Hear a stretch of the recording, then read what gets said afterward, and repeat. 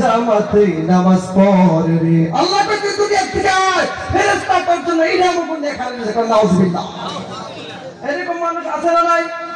আমার বন্ধুগণ, এইরকম ব্যক্তি দুনিয়ার জমিনের মধ্যে আছে, শুধুমাত্র 2 জন পীরের মুরিদ হইতে পারলে জান্নাতি। তারা সার্টিফিকেট দেয়, কথা ঠিক আছে? কথা ঠিক আছে বলো? তারা বলে পীরের মুরিদ হইলে, পীরের দাওয়ান ধরলে আর কোনো চিন্তা নাই, পীরে আমাদেরকে জান্নাতে দিয়ে দেবে। আমার বন্ধুগণ, যে পীরকে ধরতেছে সেই পীর এইরকম পীর কোনোদিন পেশাব কইরাও পানি নেই না, বলুন কথা ঠিক কিনা? ঠিক না? এইরকম পীর আছে না আপনাদের জায়গায়?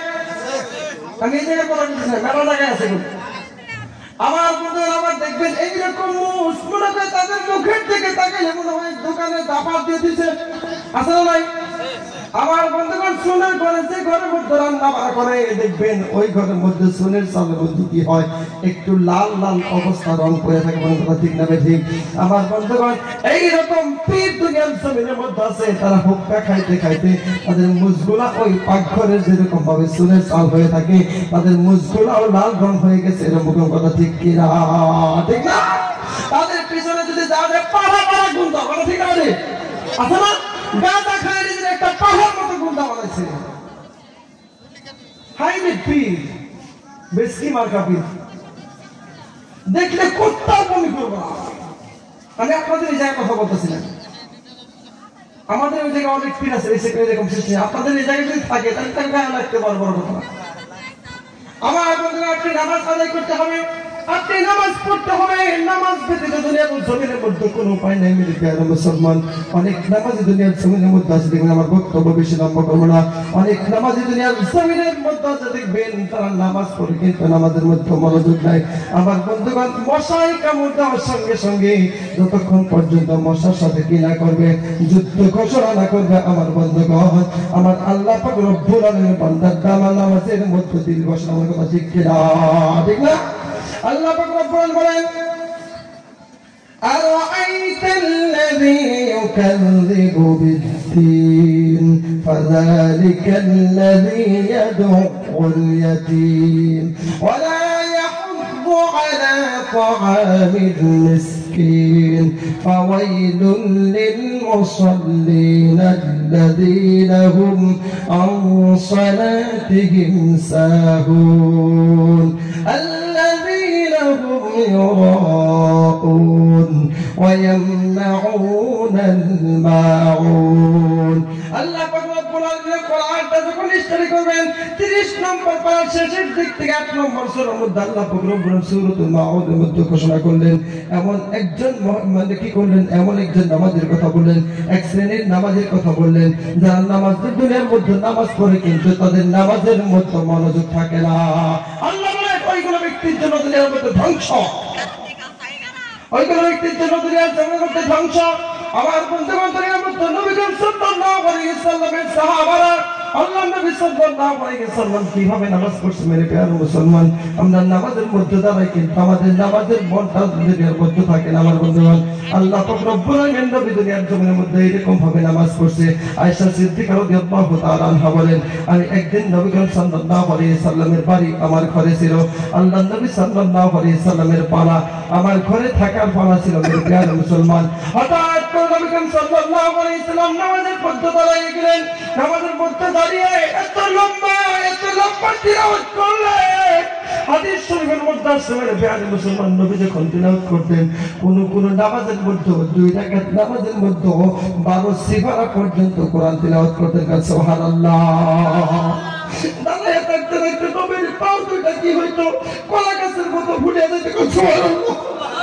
আমার বন্ধুগণ, পাটা ফাটিয়া ফাটিয়া কি করতো, পানি পড়তো। মেরে প্রিয় মুসলমান, আয়েশা সিদ্দিকা রাদিয়াল্লাহু তাআলা আনহা বলে, আমি নবীকে দেখতে পারলাম, নবী এত লম্বা কি করলেন, কিয়াম করলেন। আল্লাহ নবী সাল্লাল্লাহু আলাইহি ওয়াসাল্লাম এত লম্বা দাঁড়িয়ে কোরআন তিলাওয়াত করলেন। আবার রুকুর মধ্যে গেলেন, রুকুর মধ্যে অনেক সময় লম্বা করলেন। আবার রুকুর দিকে দাঁড়ালেন, অনেক লম্বা দাঁড়াইলেন। আবার কি করলেন, সিজদার মধ্যে চলে গেলেন।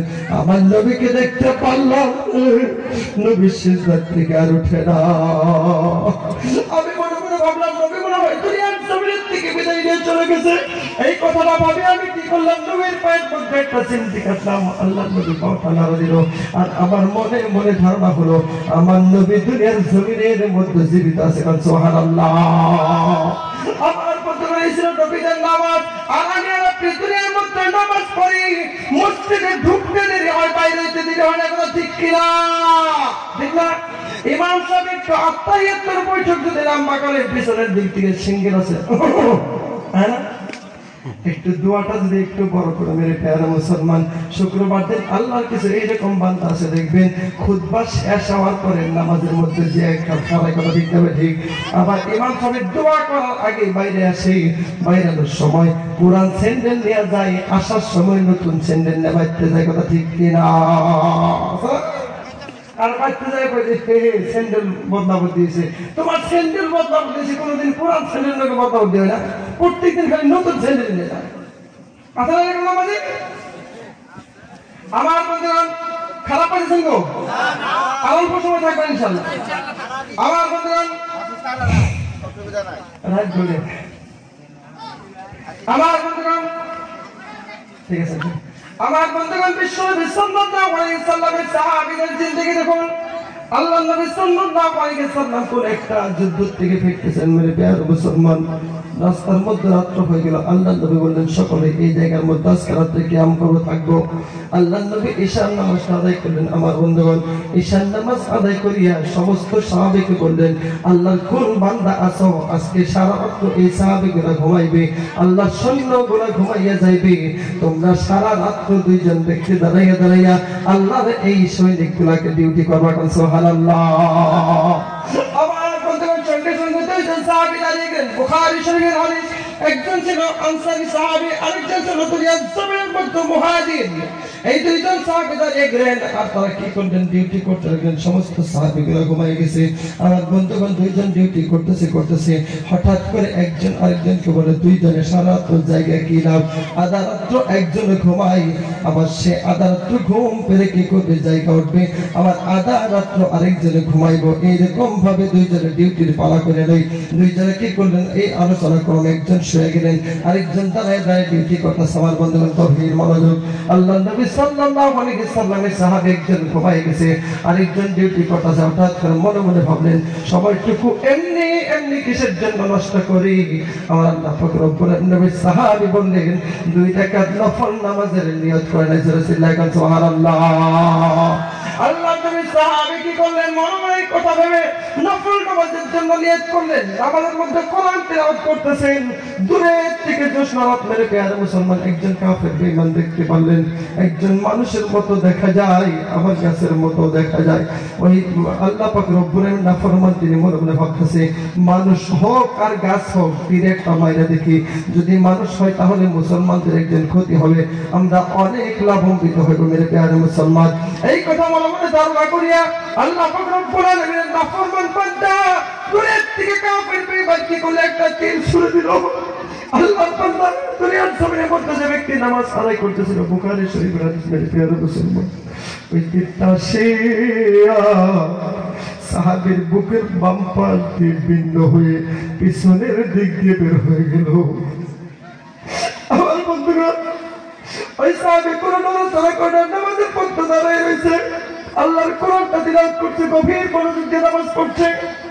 আমার ওই কাফের ভাবলেন, হায় রে, মানুষের মতো দেখা যায়, কিন্তু তীর মারলাম, তীরে কোনো প্রভাব হইল না। যদি মানুষ হয় তাহলে আরেকটা তীর মাইরা দেখি, নিশ্চয়ই তার শরীরের মধ্যে বিন্দু যাওয়ার সঙ্গে সঙ্গে সে কি করবে, নড়াচড়া করবে বা মরে যাবে। এই কথা মনের মধ্যে ভাবিয়ে তিনি কি করলেন, দূরের থেকে একটা তীর নিক্ষেপ করলেন। আবার বন্ধুগণ ওই তীরটা সে সাহাবী নামাজ আদায় করতেছিল, বুকের বাম পাশ দিয়ে ডান পাশ দিয়ে ঢুকে সাহাবীর পিঠের দিক দিয়ে বিন্দু হয়ে সিদ্ধ হয়ে বের হয়ে গেল। আমার বন্ধুগণ সাহাবী নামাজ ছাড়ছে না। হঠাৎ করে নবী যদি জানে এইরকম ভাবে দুনিয়ার জমির থেকে বিদায় নিয়ে চলে যায়, নবী চিন্তিত হবে, নবী খুব কষ্ট পাবে। ওই সাহাবী কি করলেন, নামাজটা তাড়াতাড়ি পুরা করলেন। পুরা করে কি করলেন, নিজের সাথে যার ডিউটি ছিল তাকে ডাক দিলেন আর বললেন, ভাই রে, দেখো আমার কি অবস্থা হয়ে গেছে, আমার কি পরিস্থিতি হয়ে গেছে। সঙ্গে সঙ্গে উঠে দেখবেন 2টা তীর বুকের 2 পাশ দিয়ে লেগে গেছে, বিদ্ধ হয়ে গেছে।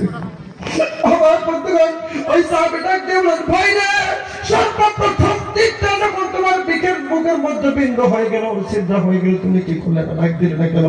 সঙ্গে সঙ্গে সাহাবী বললেন, ভাই রে, খোদার কসম খায়া বলি রে, আজকের নামাজের মধ্যে সর্বপ্রথম যখন তীর লাগছিল, আমি সাহাবী তখন কি করতেছিলাম, কোরআনটা তিলাওয়াত করতেছিলাম।